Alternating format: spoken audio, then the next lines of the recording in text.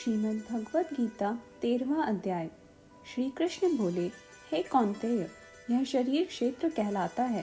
इसके जानने वाले को क्षेत्रज्ञ कहते हैं। इसे संपूर्ण क्षेत्र में क्षेत्रज्ञ मुझे ही जान। क्षेत्र और क्षेत्रज्ञ का जो ज्ञान है, मेरे मत से वही ज्ञान है। यह क्षेत्र कैसे रूप का है, उसमें कौन कौन विकार होते हैं, उसकी उत्पत्ति किस प्रकार से हुई और क्षेत्र का क्या प्रभाव है, इत्यादि बातों का संक्षेप में तुम्हें कहता हूँ। सुनो, ऋषियों ने अनेक प्रकार के छंदों में इसको बताया है। वेदों ने भी पृथक पृथक वर्णन किया है और हित वाले ब्रह्मा सूत्र में पदों में भी यही ज्ञान है। पंच महाभूत, अहंकार, बुद्धि, अव्यक्त प्रकृति, 10 इंद्रियां, मन और 5 इंद्रियों के विषय और इच्छा, द्वेष, सुख दुख, संधात, चेतना, धृति तथा इनके समूह, संक्षेप में क्षेत्र और क्षेत्रज्ञ के ही यही विकार हैं। मान और पाखंड से रहित अहिंसा, सहनशीलता, सरलता, गुरु की सेवा, पवित्रता, अपने मन का संयम, इंद्रियों के विषय में विरक्त, अहंकार रहित और जन्म, मृत्यु, बुढ़ापा, रोग, दुखादि दोषों को देखना, पुत्र, स्त्री, ग्रह इत्यादि में आसक्ति न करना और इनमें अपनी को सुखी दुखी न मानना, इष्ट अनिष्ट की प्राप्ति में हर्ष विषाद रहित रहना, अनन्य भाव से मेरी भक्ति करना, एकांत में रहना, जन समूह में रहने से विराग, सदा स्मरण रहना कि मैं परमात्मा का ही अंश हूँ, ज्ञान प्राप्ति के उद्देश्य से मोक्ष को सबसे श्रेष्ठ मानना, इसे ही ज्ञान कहते हैं। इससे जो भिन्न है वह अज्ञान अज्ञेय का स्वरूप वर्णन करते हैं। जिनको जानकर मनुष्य को मोक्ष प्राप्त होता है, वह आदि रहित, बड़ों से बड़ा, अकथनीय होने से सत और न असत ही कहा जाता है। सब ओर उसके हाथ और चरण हैं, सब ओर नेत्र, सर और मुख और कान हैं। वही जगत में सबको घेरे हुए स्थित है। वह सब इंद्रियों के गणों का प्रकाश है, पर उनकी कोई इंद्री नहीं है।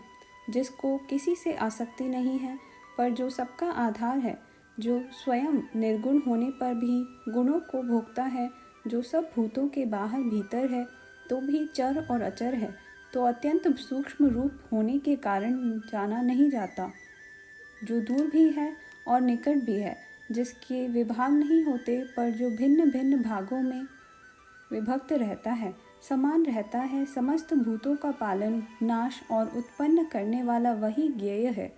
वह अंधकार से परे ज्योतिष्मान पदार्थों को ज्योति देता है।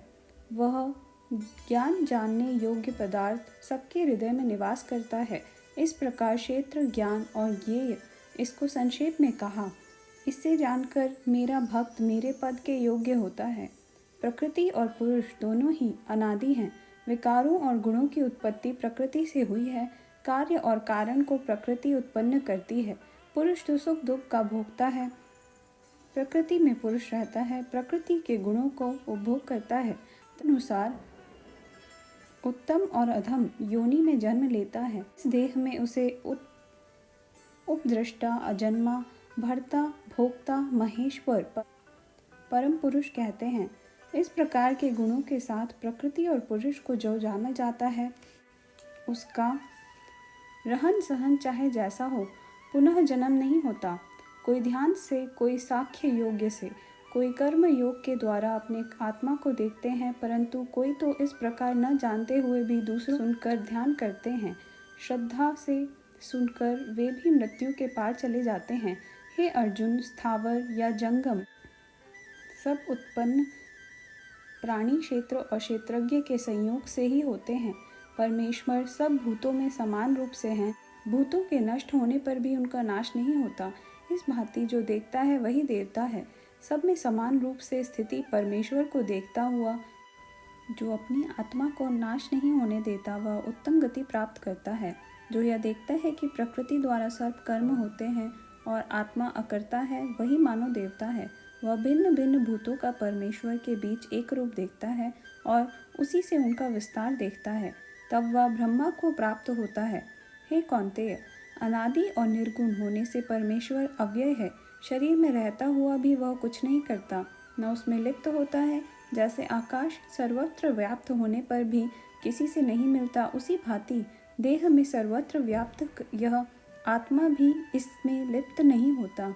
हे भारत, जैसे एक ही सूर्य सारे लोगों को प्रकाशवान करता है, वैसे ही क्षेत्रज्ञ समस्त क्षेत्र को प्रकाश करता है। जो लोग ज्ञान दृष्टि से क्षेत्र क्षेत्रज्ञ का भेद और भूतों की प्रकृति देखकर मोक्ष का उपाय जान लेते हैं, वे ही परम पद को पा लेते हैं। इस प्रकार श्रीमद् भगवत गीता का 13वां अध्याय समाप्त होता है। अगर आपको यह प्रस्तुति अच्छी लगी हो तो हमारे चैनल धर्म सागर को सब्सक्राइब कीजिए और इस वीडियो को लाइक कीजिए। धन्यवाद।